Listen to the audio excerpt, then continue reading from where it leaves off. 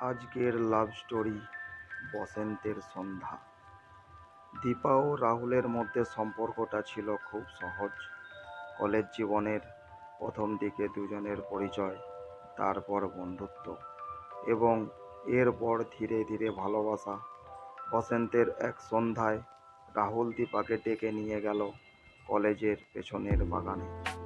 চারপাশে ফুলের গন্ধ, মিষ্টি হাওয়া বইছে আর সূর্যের আলো ধীরে ধীরে কমে আসছে। রাহুল একটু দ্বিধায় ছিল। সে দীপার হাতটা ধরে বলল, দীপা, তুমি জানো আমি তোমাকে অনেক ভালোবাসি। আজ তোমার সামনে একটা স্বীকারোক্তি করতে চাই। দীপা হেসে বলল, কি রাহুল, কি কথা? রাহুল, এতদিন এতদিনে একটা সত্যি কথা বলছি। আজ বলতে চাই, আমি তোমার জন্য প্রতিদিন এই মুহূর্তটা অপেক্ষা করি। তুমি যখন পাশে থাকো সব কিছু সুন্দর লাগে। আমি চাই সারা জীবন তোমার পাশে থাকতে। দীপা কিছুক্ষণ চুপ করে রইল, তারপর তার চোখের জল এসে গেল।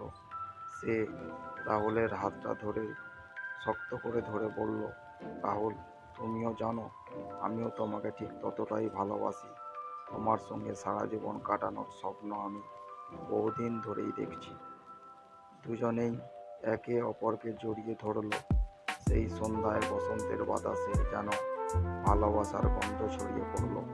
চারপাশের ফুলেরা যেন তাদের এই প্রেমের সাক্ষী হয়ে রইল। এভাবেই তাদের গল্প আরও গভীর হতে লাগলো। ভালোবাসা, বন্ধুত্ব আর একসাথে কাটানো